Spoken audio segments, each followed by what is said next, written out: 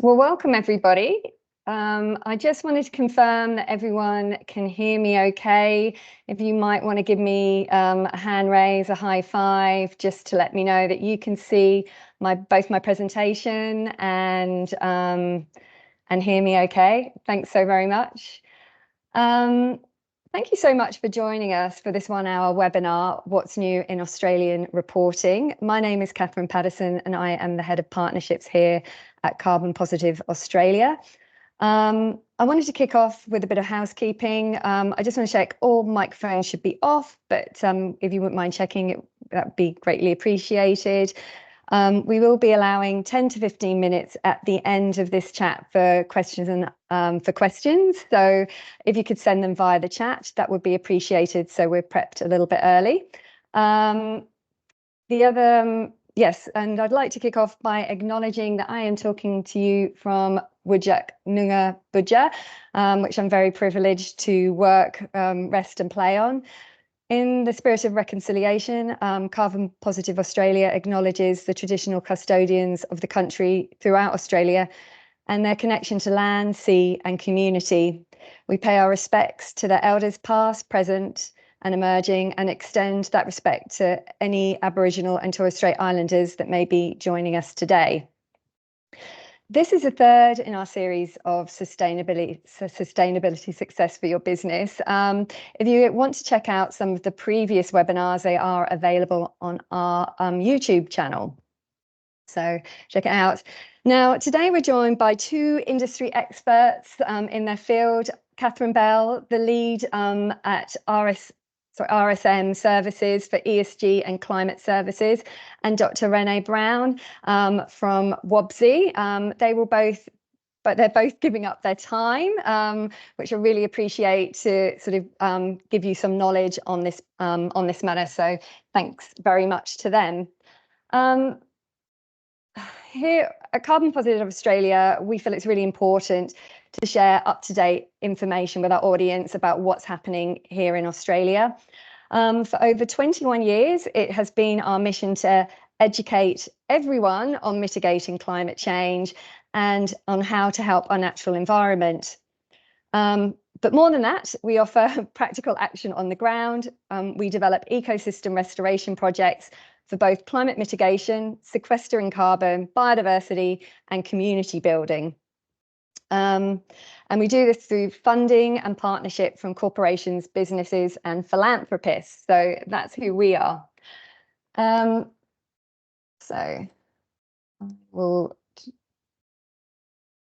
I've actually forgotten to change my slides, so sorry about that.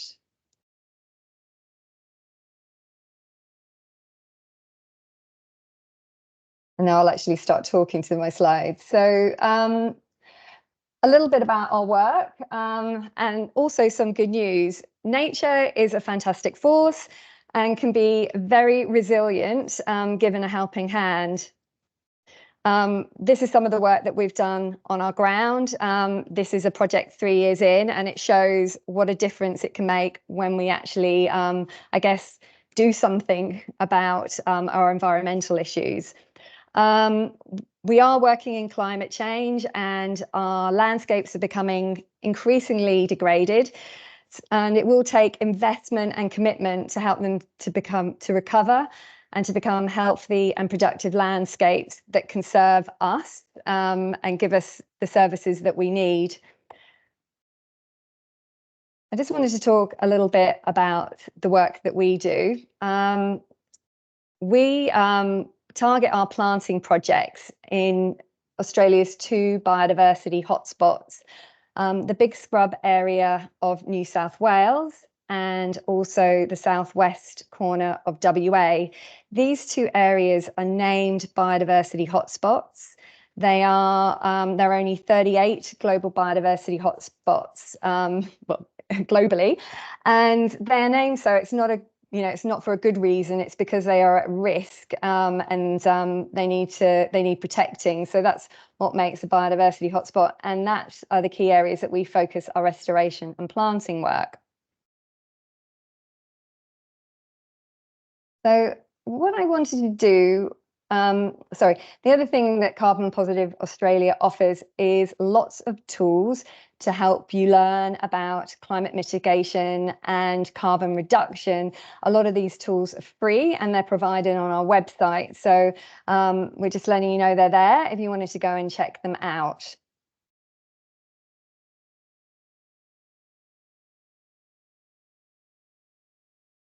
Sorry. So before our speakers commence, I just wanted to sort of set the scene about what is going on here, in Australia. So it's been long acknowledged that climate change is a risk um, to both humankind and the environment. Um, and Sorry, it's, basically climate change is going to cause disruptions for business, for the economy, and it's also, going to cause many other impacts to our human race. So it really is important that we, really look at why these reporting standards have come into place and why they are needed. It really is in our best interest for everyone to do something about it. So the 2015 Paris Agreement really did set a lot of commitments in actions, which a lot are still coming into fruition now. Some of the key elements of the Paris Agreement is the 250 net zero target, and also the global aim to keep temperature rise within 2 degrees Celsius. So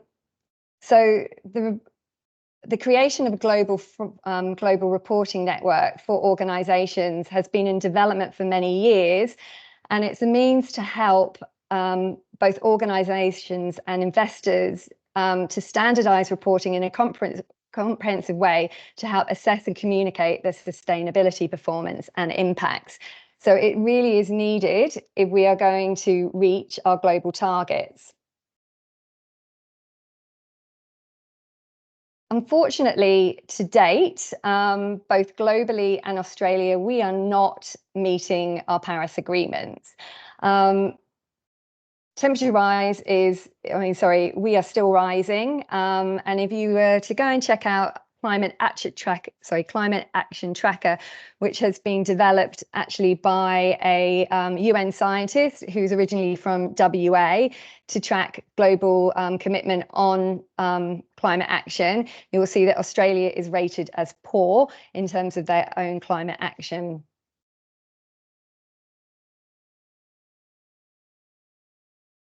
So we haven't, obviously the Paris Agreement is one agreement, but in 2022, there was a UN Biodiversity Conference, which I guess set in place something for biodiversity, which is a bit like the Paris Agreement. It's the Global Human Declaration, which came out of the 2022 UN Biodiversity Conference, sets ambitious targets to halt biodiversity loss and restore ecosystems over the next decade. And it has also set the framework for Australia's nature repair market, which Renee will be talking to. So there's a few things that have come into place and are coming in place, which has set the motion for these reporting standards. So here's a little bit on Australia's nature repair market. It came into place last year, and it's establishing a framework for the world's first legislated national and voluntary biodiversity market. So I guess where I'm trying to head to that is in 2024, we are seeing quite a different landscape in regards to reporting. There's been a lot of developments, which both Renee and Catherine will talk to. So that's the end of my speech. I'm going to hand over to Catherine, Catherine Bell from RSM, who will now be talking about the new reporting standards here in Australia. I'm just going to stop sharing. Hi, I will start sharing my slides. So let me know if you can hear and see. All good for me, sorry. Okay, excellent. Well, hello everyone, and thanks a lot, Catherine, for having me to come and present a bit of an update what's happening, I guess, in the landscape. As you mentioned, there's really a lot going on, and it's moving all very, very quickly. Two major things that are driving this is, I'd like to say, it's money and markets. Ultimately, what we're seeing is, what the world is seeing is essentially a threat on the global financial markets because of climate change, because of nature loss, of which 50% of our GDP is essentially attached to, meaning that we rely on nature for our ecosystem services, for us to eat, for us to live, produce. But as a result of unsustainable production and consumption patterns, we're living at what is the equivalent of 1.7 Earths.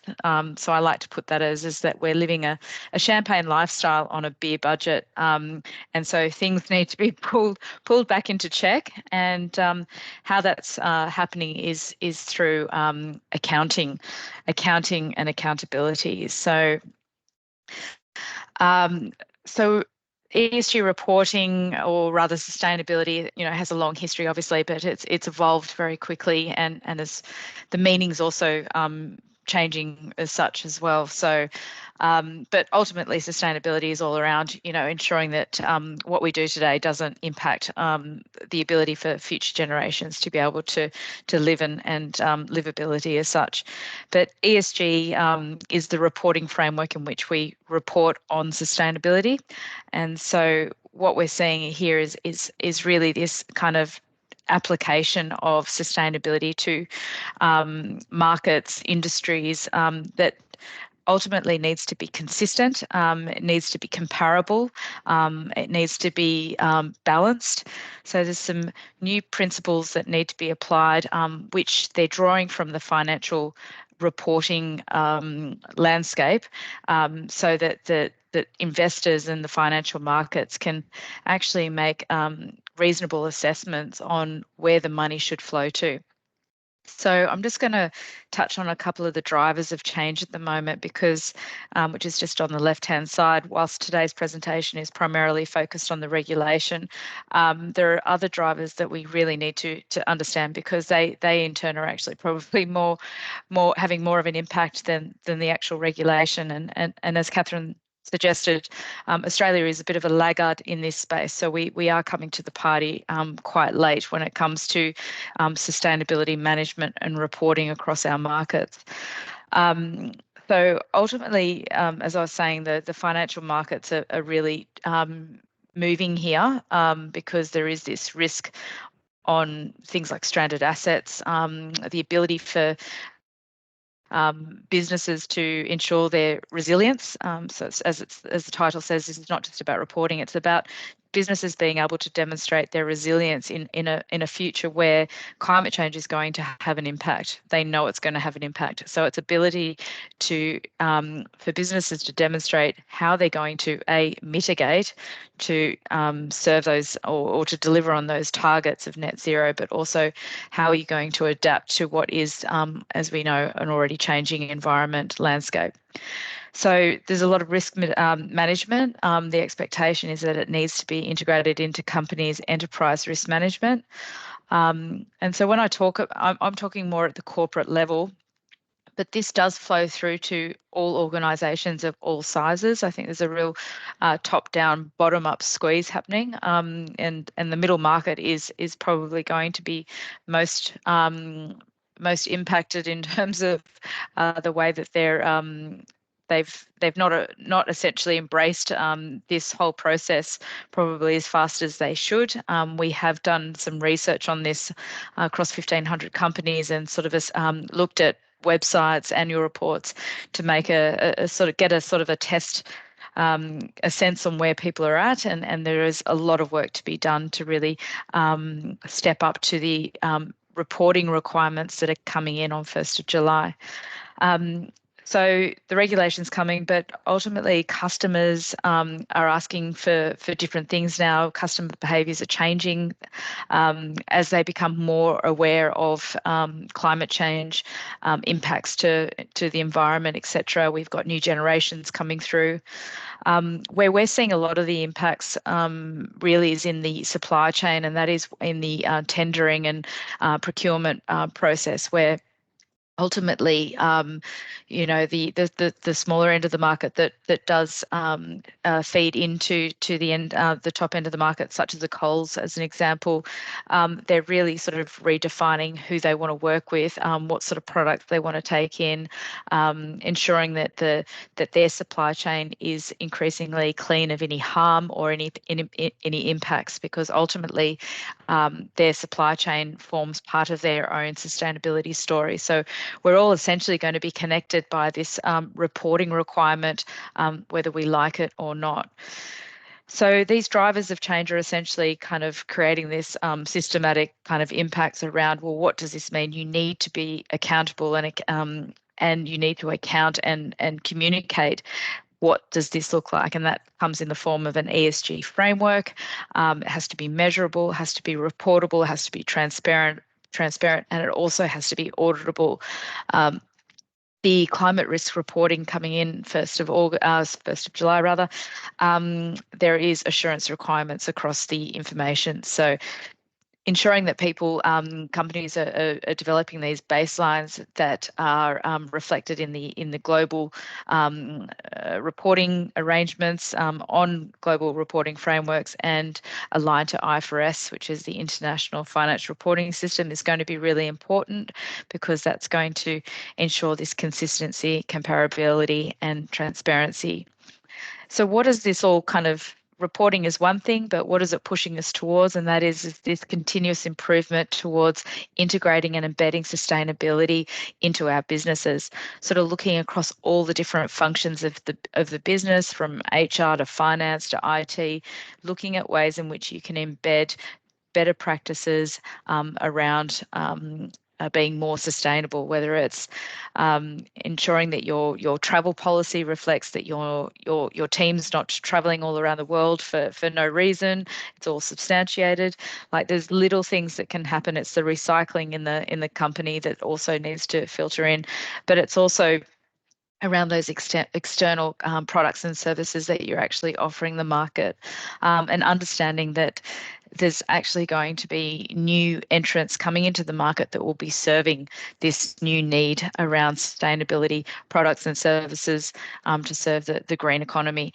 But also, one of the main drivers is around the Paris Agreement. How are we collectively actually reducing the emissions that are currently still on the rise across all industries? And it's really upon every single one of us, big business, medium and small business, to have an impact.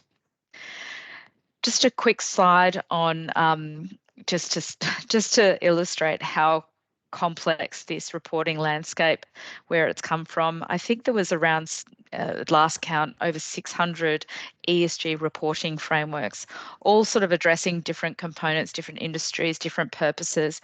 And as you can imagine, it's just not practical. It's not meaningful when everyone's actually reporting against, different frameworks or multiple frameworks.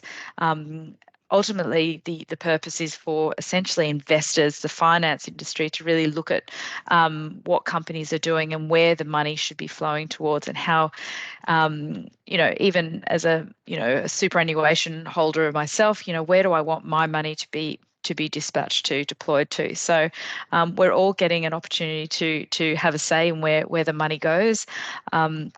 And these frameworks, or this move to the IFRS S1, S2, you'll see there, this is essentially where the reporting frameworks have been consolidated to. So IFRS set up the ISSB, the International Sustainability Standards Board, which have released what they call S1 and S2. S1, for practical purposes, covers ESG, which is the environmental social governance topics, of which 1,000 topics essentially fall under those. S2 is specific around climate risk. So they were released on the 1st of January of this year globally, and it's now up to individual jurisdictions to actually contextualise those standards into their own markets. And that's what Australia's been doing over the past years, figuring out how to actually integrate these standards into the existing reporting landscape here in Australia. So to do this, what they've said is that they've developed the Australian Sustainability Reporting Standards, ASRS. Lots of acronyms. I do apologise in advance, but you'll get used to them. But they've contextualised essentially S2. So they're leading with climate, but they're building a framework in which it will be flexible and agile, that it will then take in more frameworks as required, being S1, more broader ESG topics, and then nature as well. So these frameworks or reporting frameworks are all about requiring essentially the disclosure of information around climate risk and impacts, how you're governing those risks and impacts within your business, what is your strategy to mitigate and adapt, and then how are you communicating that.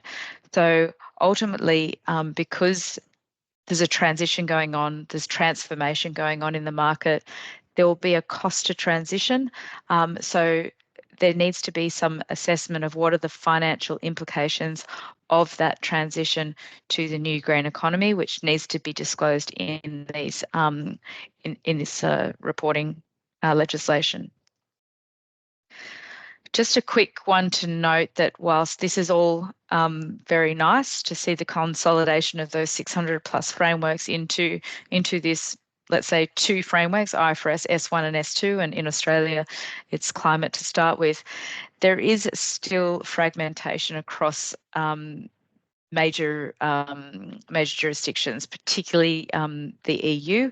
The EU obviously have been at this for some time. They've been leading the charge. They've been the ones that have been driving this reporting evolution, let's say. And so essentially, if you're a business and you operate in Australia, but you also operate into Europe, you will be required to report up. And what I mean by reporting up, I mean that the reporting requirements are a lot more stringent. So you'll see in the red box, that is the Australian standards on climate. This is based on GRI, which is a global reporting initiative, their new climate change exposure draft, which is coming out now, which will see the likelihood of many companies, big companies around the world will align to, but you'll just see sort of the gaps there in terms of where the X's and the zeros says where there are going to be misalignment, let's say. So at the moment, Australia's got a light version. The US similarly has approached it on a light version, but Australia, the intention is that they'll start light in terms of, because they do understand the effort required for companies to essentially establish this information, the governance, the strategy, the metrics within the businesses to start reporting on this in a confident way. At the moment, the fact is that many companies don't have this information in their businesses, and they need to actually be going out and finding it,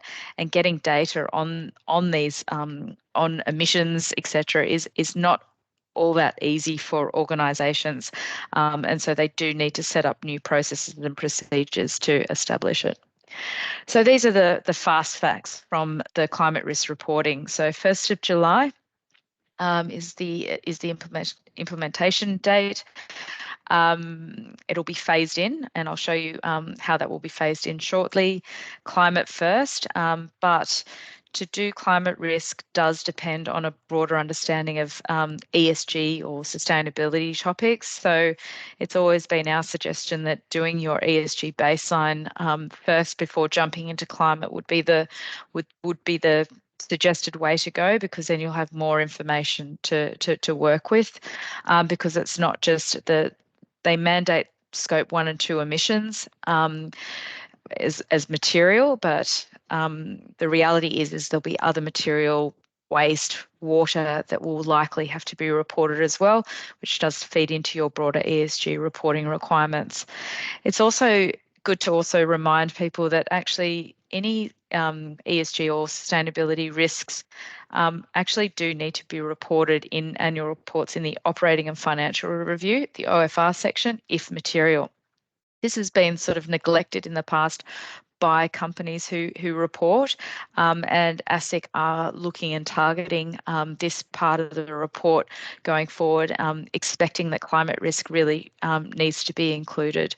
That is for the sort of the ASX, 200, let's say, but ultimately they are targeting smaller companies, smaller reporting entities, because on things like greenwashing, because they can, and they're less likely to get teams of lawyers to come up against them as well. So it's also sort of putting a flag in the market, sending a message as well.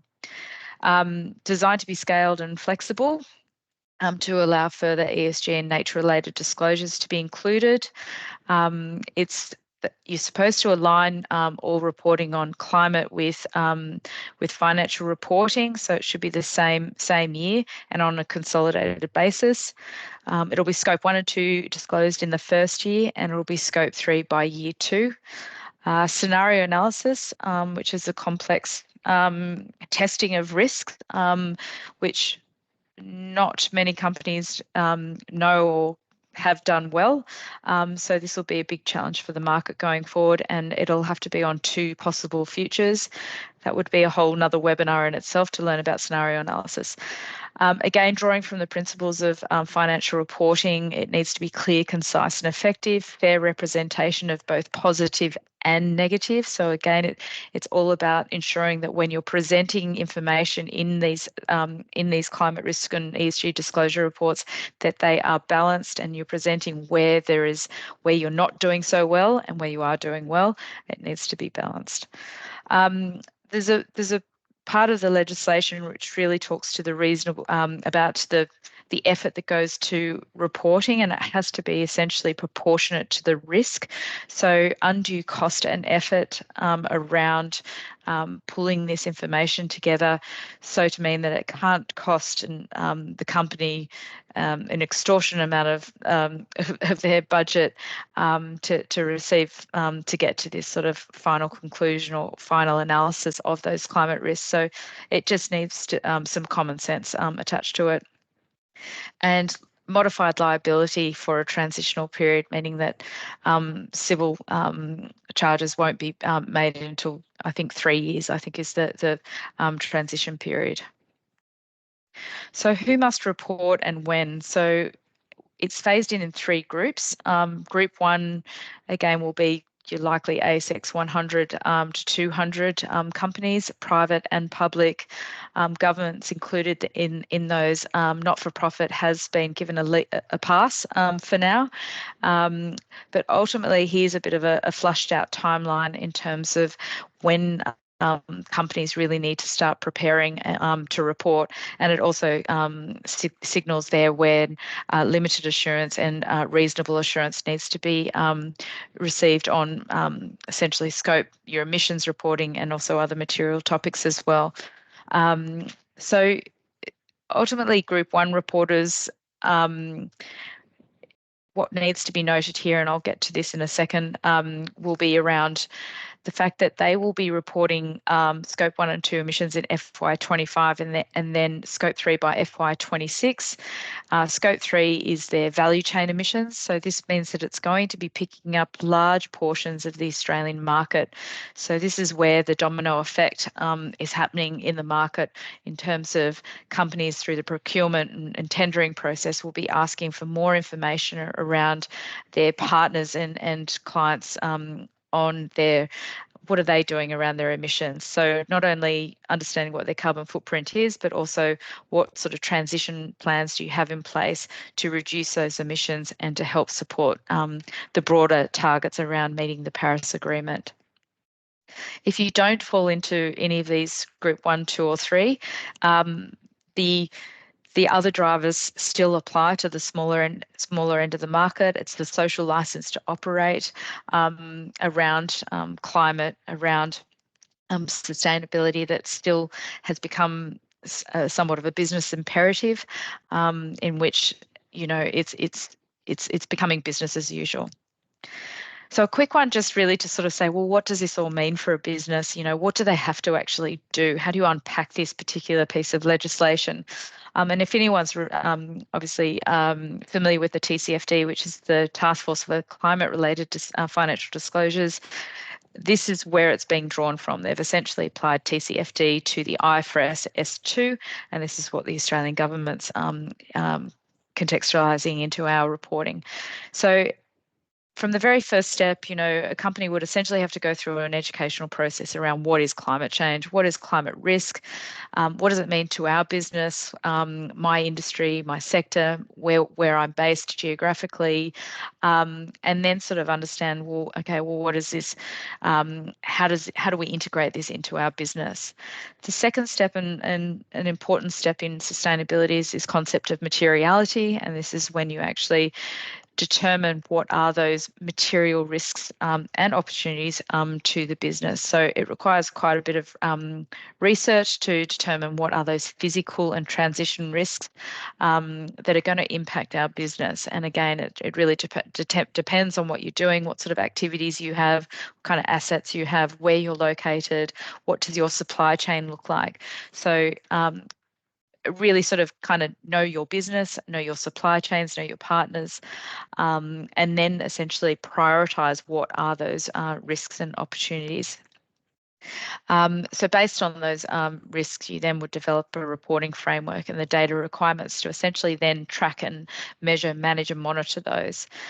You would collect the data, and then you would then develop a bit of a strategy, not a bit of a strategy to help mitigate and adapt your business, knowing what those what that looks like. So target setting would be part of that, sort of to align to the market. Testing, this is where scenario analysis comes into it, understanding what are those future pathways, and then at what are the trigger points that you need to adapt your business, understanding that the future economy will look very different to what it looks like today. And then there's the reporting and communication of this, which is equally important, and essentially kind of building in that adaptive management process, continuous improvement, knowing that this is not a stagnant piece of work. This is dynamic and will form part of the strategy of a business, again, big or small. So lastly, just quickly, hopefully I haven't gone too far over, is just understanding that on the left-hand side is what the Group 1 reporters will be doing now. So understanding, well, how does this, what's the so what of this then to all other businesses in the value chain? So the first one is that they'll be integrating climate into their enterprise risk management. So ultimately, I see that as it's going to be more scrutiny and due diligence around supply chains and around activities. There's a huge focus on human rights. There's more legislation coming out of Europe around this, and there'll be more expectations around understanding the activities that you're doing and your ability to disclose your activities to your clients, partners, etc. Climate's now going to be part of their strategy. They have to disclose this. So they'll be now more acutely understanding of the fact that we're moving to a low carbon sustainable world quite quickly. And how does this align to your strategy and what you offer? So good to be reflective on what you're doing and how that does align to your customers. Carbon reporting emissions is basically the new liability on the balance sheet. So understanding what your emissions are, your embedded emissions, your value chain emissions, this is all really going to be part of conversations going forward. So the more you can get familiar with that and understand that and be able to communicate it, the better you'll be positioned to have those conversations with your clients, partners, etc. Target setting, Coles did come out and basically say that they'll be working with their partners, with their clients, like I said, their suppliers essentially to on transition planning. So what does that mean? That means that 70% of their suppliers will have to have not only their carbon emissions established, but also a transition plan around, well, how and what can they be doing to reduce their emissions that can then help support Coles in their target setting or reaching their target. So just to quickly wrap up, accountability, the key takeaways is that this is not going away. ESG, climate, natural capital accounting is emerging. Frameworks and these methodologies are evolving. There is still a lot of wiggle room around what gets disclosed, but the essence is really just to start. Nothing's going to be perfect. There's perfect in the imperfect, I think someone says, but there will be increased disclosure requirements. We're in a period of disruption. This is not also going to go away. Increased risk, global risks are going to impact us here in Australia. So understanding what they are and how we can mitigate those is really important. How we can build resilient businesses around that. And similarly with risks, we have to understand that we're not working in a linear risk world. The confluence of all these different risks happening at once will have an impact on our ability to run sustainable businesses. So trying to look out and develop a business that can essentially run in that time. And opportunity, there's always opportunity where there's risks. So there are new markets, there's new startups, there's new businesses coming to market with new solutions that are essentially going to help us accelerate towards those targets and the new world of sustainability. So thank you. I'll stop there, and any questions I'll take at the end. So thanks, Catherine. Thanks so much, Catherine. A lot there in that short space of time. Yep. Handing over to Renee now. Just checking you're all okay there, Renee, to take over the presentation. Sure, I'll just get my slides up. So thanks. You seeing thanks those to okay, Renee. Catherine? Yes, I confirm I'm seeing it well. Thanks so much, Renee. So I'm handing over to Renee, Dr. Renee Young, to talk about the new biodiversity market.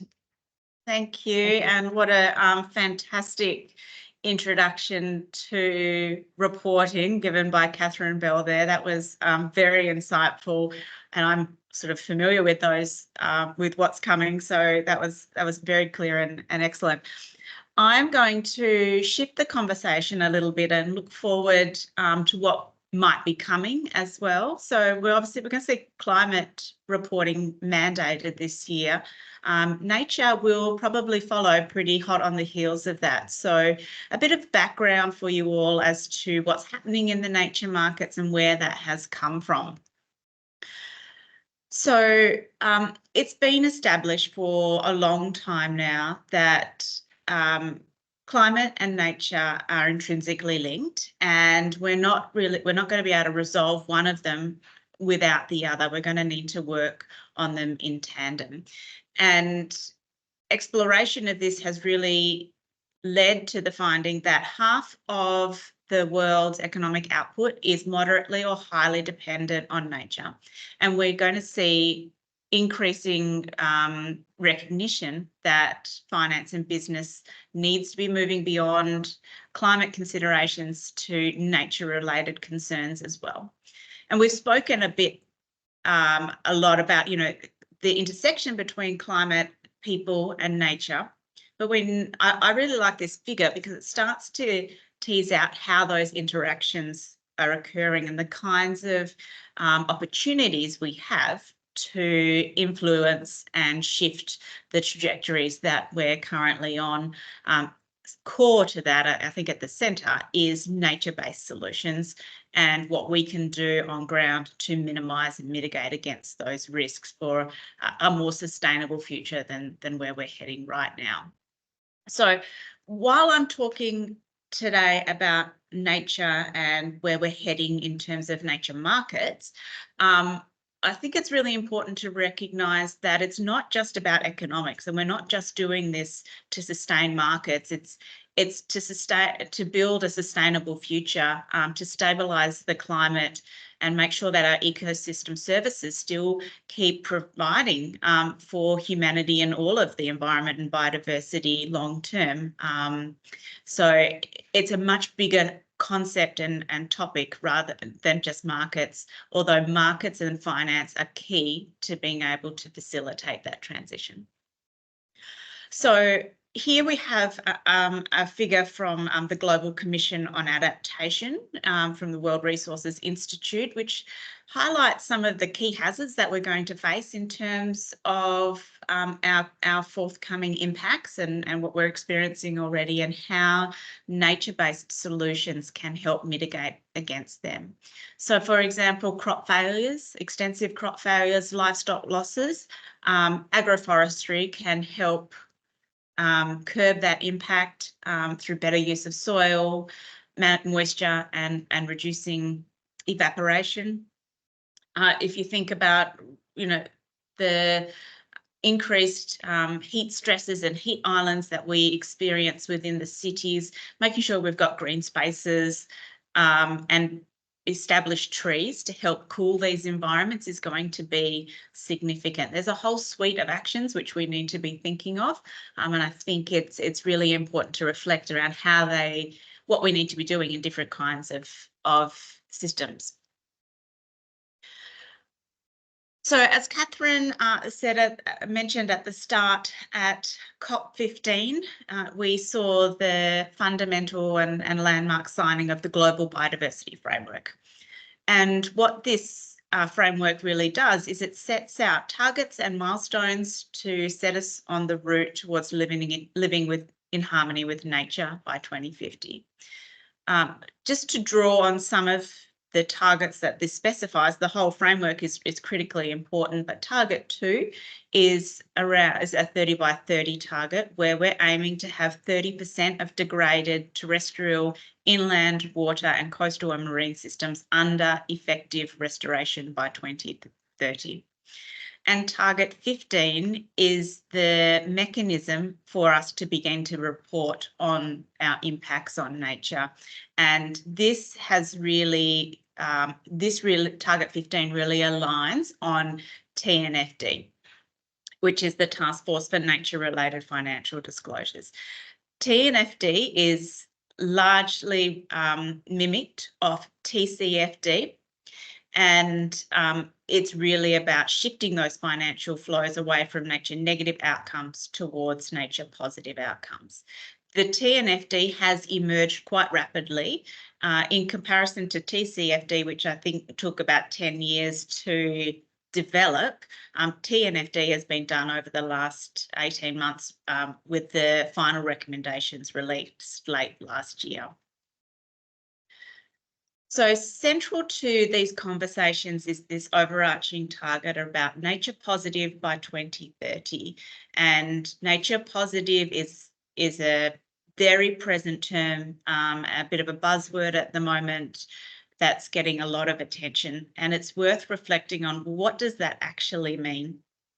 And basically, nature positive means a higher level of biodiversity in 2030 than what we were observing in 2020, and then moving beyond that towards full recovery by 2050. So the TNFD is a mechanism for organisations and financial institutions to disclose on their nature-related risks, and we'll see standards and guidance that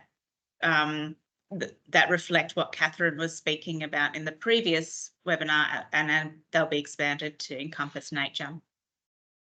So that will probably happen fairly rapidly, and we'll need to get an understanding of our impacts on nature and how we can reduce those moving forward. So while it's relatively new, we've got companies all around the world that are already adopting this framework. It's had a large uptake, and we will see that to continue to increase over the coming 12 months.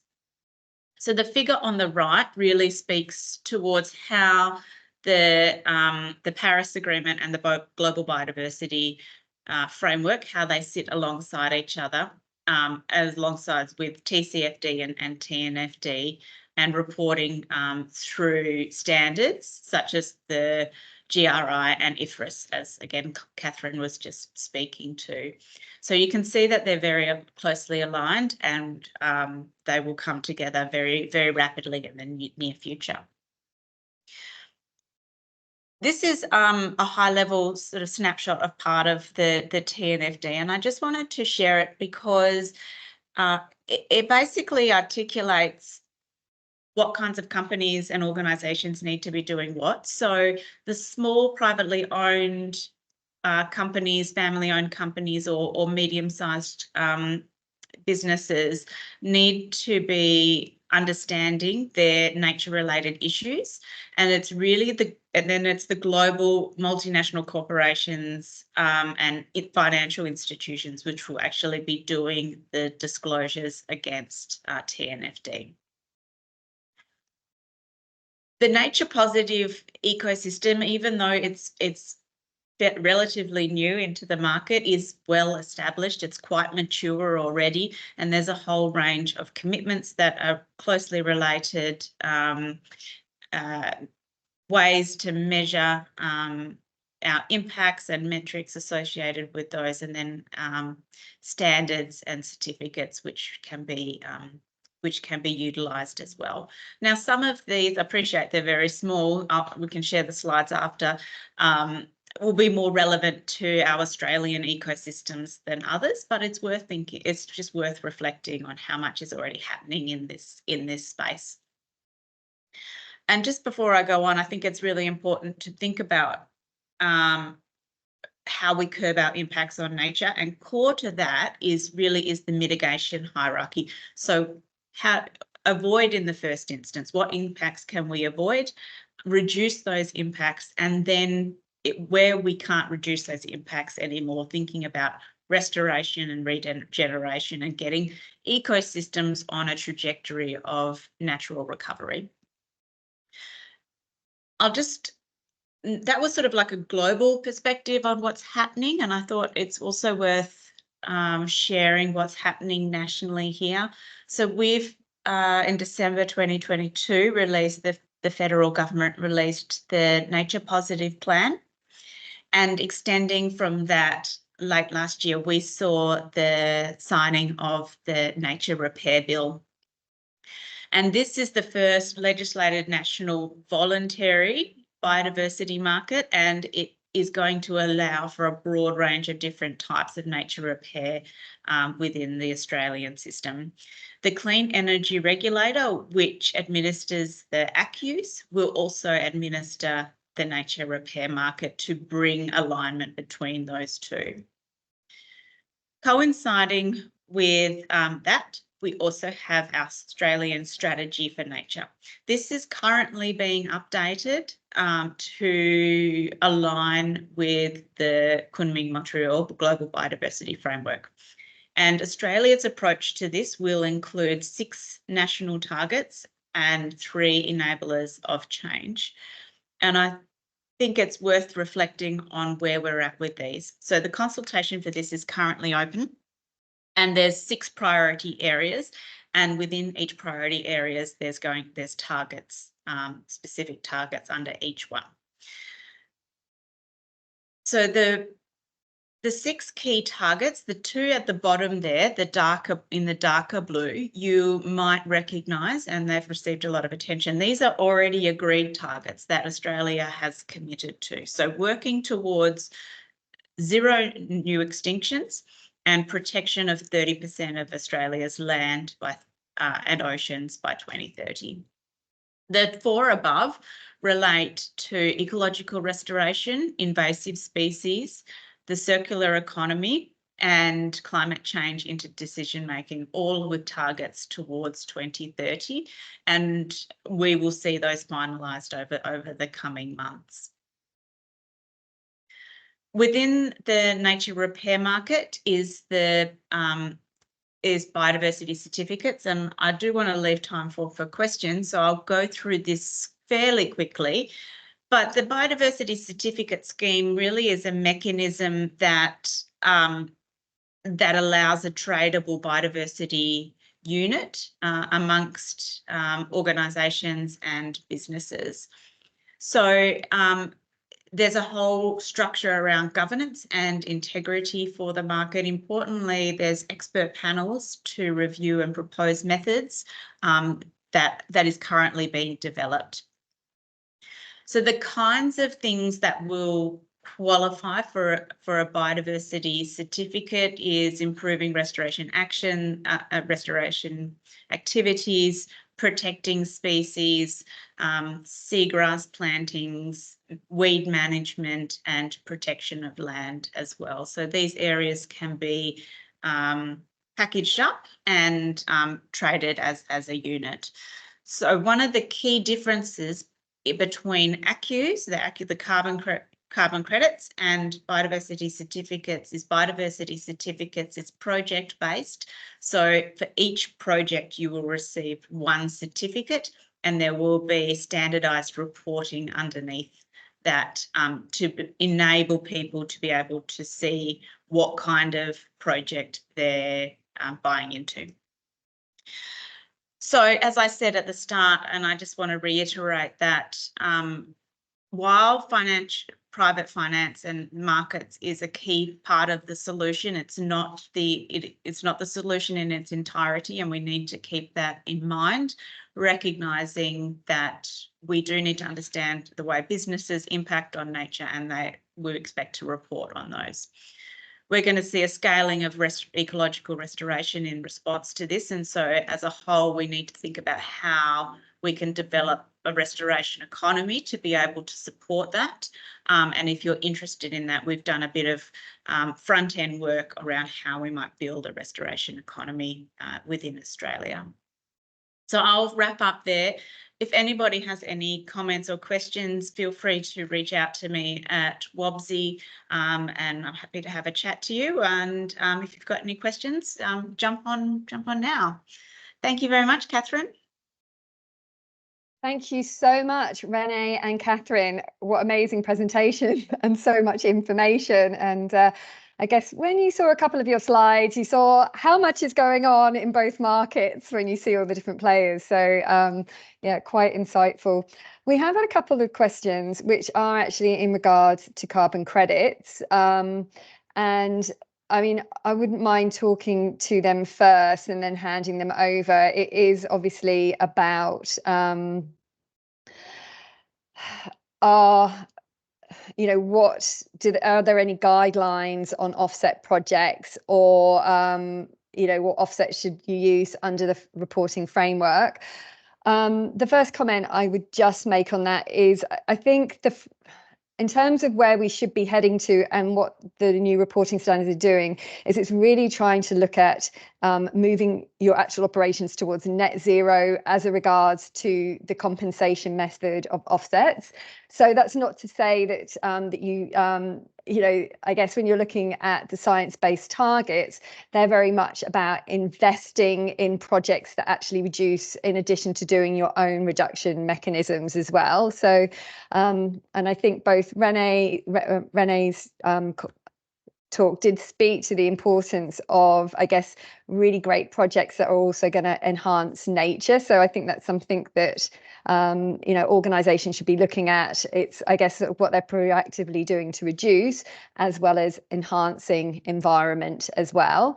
But I would also just like to ask Catherine if you know, is it specifically mentioned within the reporting frameworks on what's needed for the offsets?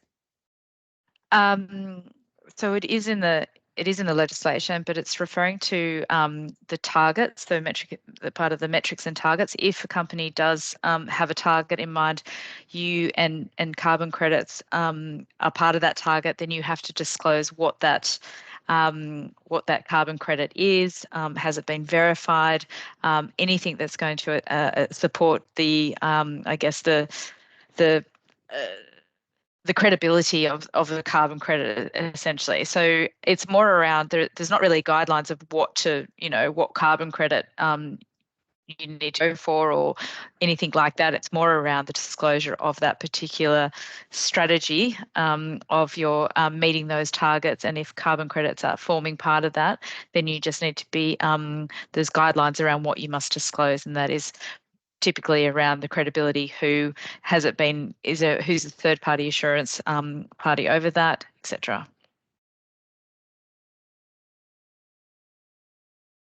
I think you're on mute. Sorry, Catherine. Sorry, I am. Thank you. Is my camera off as well? Am I on? Yes, sorry.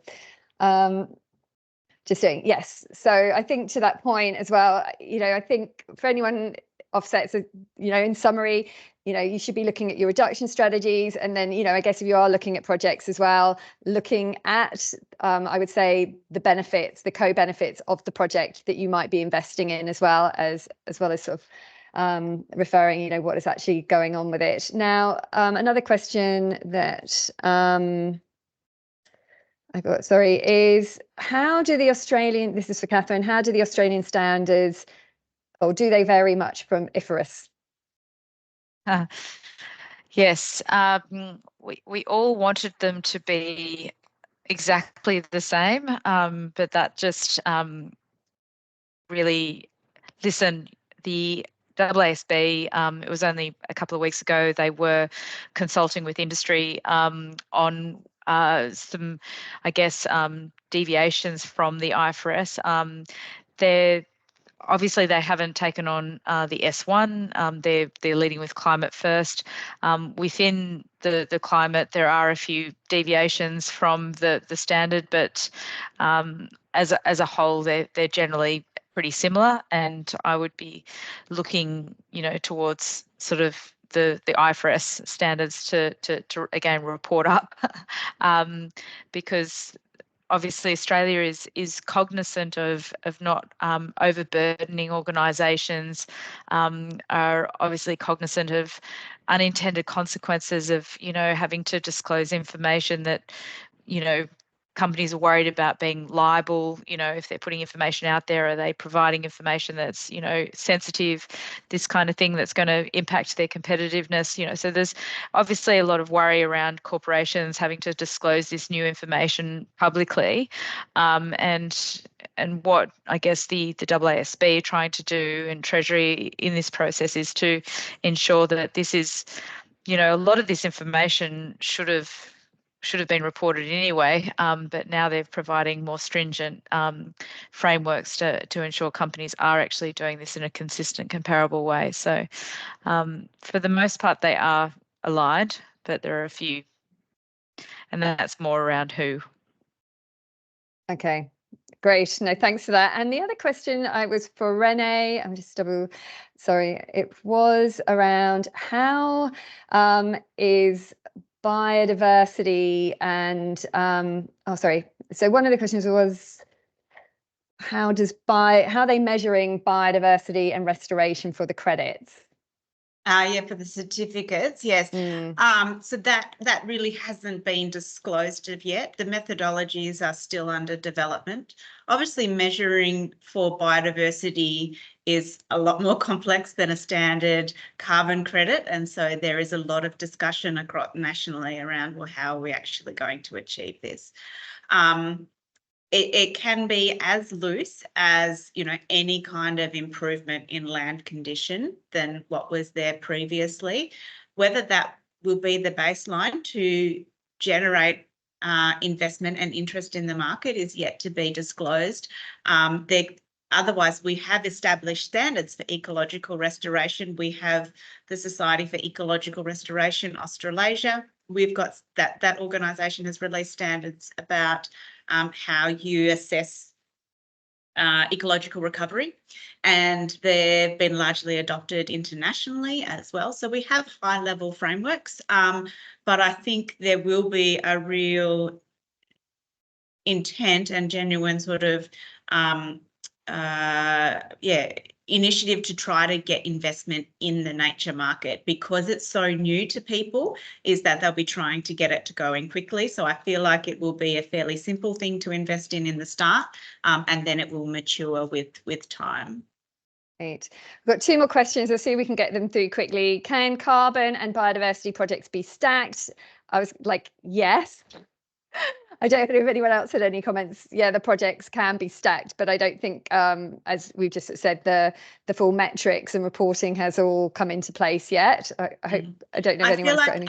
Yeah, I think the intent is for them to be stacked. The reality is that they're not the same kind of metric and unit in which we're reporting against. So a carbon credit is not the same as a biodiversity certificate. So there is some work to do to see how they would be aligned and how you could report how they could be stacked, particularly because in the carbon market at the moment, we have co-benefits which can be supported through the carbon market as well. So when we're getting into co-benefits, then you are starting to move into the realms of improved biodiversity. So the overlap between those is going to need to be worked out. Right. And if we can answer this in a really quick question, which might be Kath, do you see technology playing in the prep for these new reporting standards, e.g. data gathering? And I'd say, yes, definitely, it's there. Yeah, listen, I've been working in the ESG tech space for some time now, a couple of years, and listen, it's a crowded market. It's consolidating and moving all the time. New entrants are coming in. What we found is the tech and the expertise have to somehow come together, and if they're only tech and then they don't understand the ESG and the complexities, the metrics and the information that needs to be collated and etc., it can be a bit of a mess. We're still in the market trying to find that silver bullet, which doesn't exist yet. We don't believe at the price point right for people. So. Great. Well, look, thank you for running over by 1 minute. We have come to an end. I have put a feedback form in the chat, so we'd really appreciate it if you could take some time to fill it out. Huge thank you to Renee and Catherine for 2 excellent presentations. There was so much information. Really appreciate you giving your time. It was greatly appreciated. So thanks again, and thank you very much for everyone for attending. Great to have you. Bye. Thank you. Bye-bye. Thank you.